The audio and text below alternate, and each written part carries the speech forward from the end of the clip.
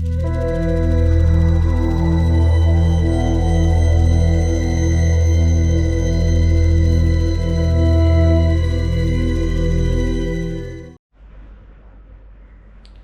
Guys, आज का ये वीडियो बहुत ही इम्पोर्टेंट होने वाला है बिकॉज इसमें I will tell you about why you should have a transit visa when you are going from a country to another country via a third country.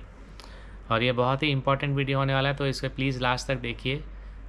मेरा almost ये एंटायर ट्रिप जो था Thailand और Cambodia का वो miss हो जाता। It was literally कि हमारा फ़्लाइट रात को 12 बजे था, मुझे शाम के 4 बजे मुझे मेरा पासपोर्ट मिला है। It was so tight. और ये नहीं था कि मैंने लेट सबमिट किया या कुछ था। Our flight was on 4th August and I submitted my transit visa application on the 19th July। Supposedly it should only take about 7 working days, क्योंकि मैं पुणे में रहता हूँ, तो पुणे से मुंबई जाता है वो, और वहाँ से फिर कॉन्सुलेट में जाता है। VFS ग्लोबल के थ्रू ही करना पड़ता है। So basically we were not sure whether a transit visa was even required, because normally ये सब वीज़ा ऑन अराइवल होता है, तो even if you don't want to apply before, you can apply at the airport also and get it. But हमारा problem क्या था कि हमारा जो कनेक्टिंग फ़्लाइट था उसका गैप सिर्फ 2 आवर्स का था, and it was a self transfer. हमारा डायरेक्ट फ़्लाइट नहीं था कि हमें सिर्फ एक बार ही चेक इन करना है इंडिया में, और उसके बाद वो डायरेक्टली लगेज जो है वो मुंबई बैंकॉक थाईलैंड से सीधा कंबोडिया चले जाएगा। वैसा नहीं था, तो हमें सेल्फ ट्रांसफ़र करना था। Basically we had to go through the immigration process, collect the luggage, then again come back to the check in counter at Thailand, again give the luggage, check in baggage अगर आपका था, and then you could have again gone through security check for the next flight. अब हमने we were about 7 friends, तो हमने decide किया था कि हम चेक इन लगेज लेंगे ही नहीं। बट एनीवेज लास्ट मोमेंट्स में मैंने डिसाइड किया कि मैं चेक इन बैगेज ले लूँगा, तो मेरा एक चेक इन बैगेज था। नाउ व्हाट हैपेंड वाज कि हम सब ने फिगर आउट किया कि we let us not take a chance and apply for the transit visa. तो ट्रांजिट वीज़ा बेसिकली क्या होता है कि जब आप एक कंट्री से दूसरे कंट्री जा रहे हो वाया थर्ड कंट्री, तो हमें जाना था Cambodia first from Mumbai, so it was via Bangkok. तो बैंकॉक में basically along with the e visa, if you are going inside the country, if you are going to a second country, you may or may not need a transit visa. So there are various conditions in which you will may not require. तो basically अगर suppose हमारा connecting flight होता जहाँ पे हमें वापस checking नहीं करना पड़ता, सेल्फ ट्रांसफ़र नहीं होता, तो उस केस में हमारा PNR नंबर सेम होता होगा। तो अगर PNR नंबर आपका सेम है, then you will not require a transit visa.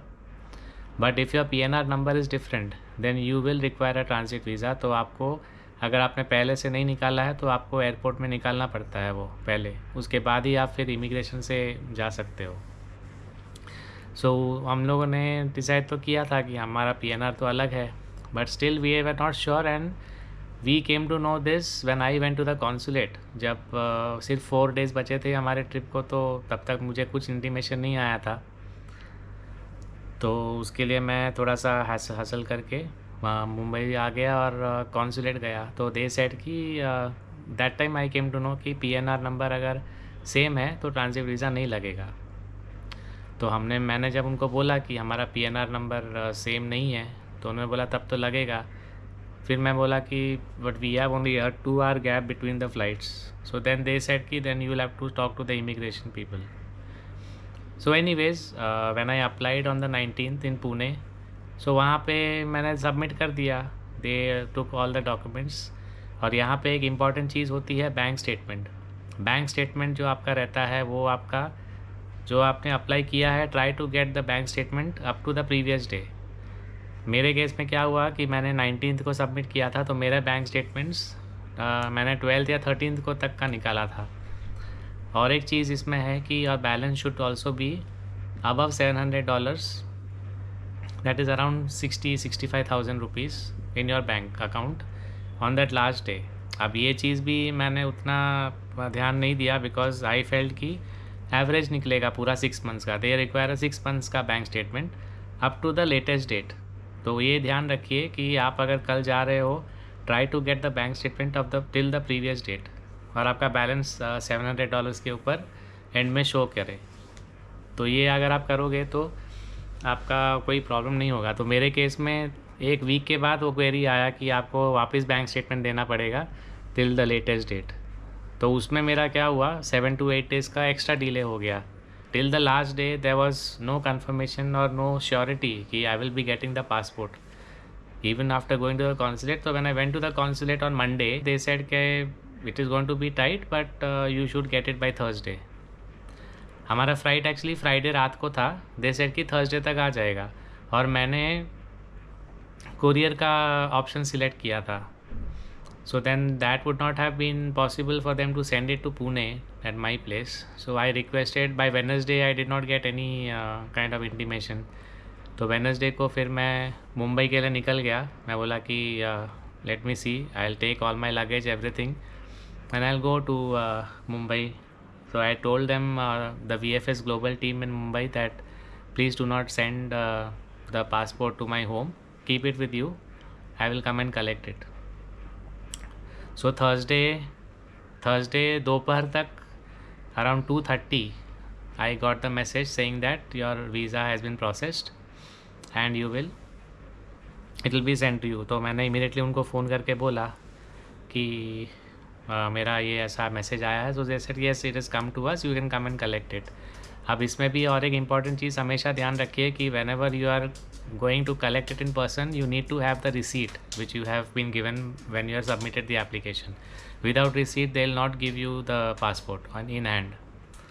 तो वो चीज़, मैं ऑलरेडी बाहर था उस दिन, तो मेरे पास मेरे होटल रूम में रखा हुआ था रिसीट। तो that day I could not collect, and the collection time is also between 3 to 5. You can't come early and collect it. So then I decided that I will go the next day. तो next day जिस दिन हमारा flight था, at 4 o'clock I got the passport in my hand. So आप imagine कर सकते हो कि कितना टेंशन में थे मैं, मेरे फ्रेंड्स, सब लोग। So always remember that if you are planning an international trip, always make sure to confirm whether you require a transit visa or no. और हमारे केस में क्या हुआ, सिर्फ मैंने अप्लाई किया था, मेरे बाकी फ्रेंड्स जब मुंबई गए VFS ग्लोबल के ऑफिस में, they told them that visa, transit visa is not required, so they did not apply. So basically the clarity was not given that why it should not be required, because they thought कि PNR number is same. They also did not ask, and हम लोग as a normal passenger will not know all these things, no. Always remember that if you have a same PNR, then you do not require a transit visa. But if your PNR is different, then make sure that you confirm with whichever party you are applying it for. जैसा VFS Global है काफ़ी countries के लिए, so they will confirm and then whatever they say you should go ahead with. But वही था ना कि पुणे में उन्होंने मैंने वहाँ पे जब सेकेंड टाइम गया था तो उन्होंने बोला कि हमने तो कॉन्सुलेट में पूछा है और उन्होंने बोला है कि चाहिए. सो बेसिकली मुंबई में they did not clarify it properly, so my friends did not apply. और वहाँ पे जाके जब हम गए Thailand, finally the transit visa was required and my friends almost miss their own flight from Bangkok to Phnom Penh. तो मैं तो आगे चला गया क्योंकि मुझे मिल गया था transit visa. somehow they requested over there because the line was big for the visa and they got this thing. But उस दिन जो भागा दौड़ी हुई, I cannot explain, I could not document it because it was so much tension, because सब लोग भागे, मतलब literally we were running to catch that flight.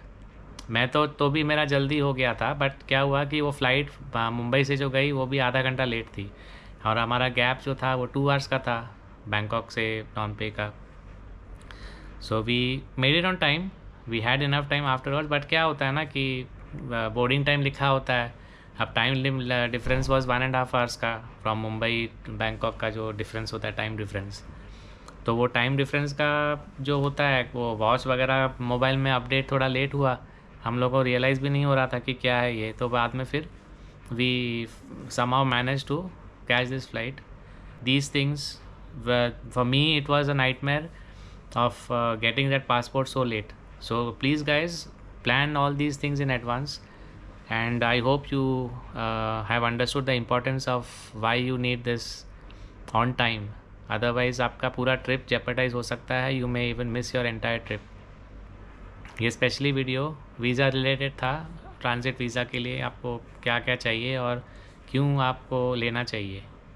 You will save a lot of time, trust me, if you do it in advance. Even visa on arrival बोलते हैं, but I would always suggest कि आप 200-300 बात के चक्कर में आप wait मत करें, क्योंकि वहाँ पे आपको टाइम ज़्यादा लगता है, अननेसेसरी आपको वेट करना पड़ता है। उससे पहले ही आप बना के रख लीजिए, तो things become easier for you while travelling.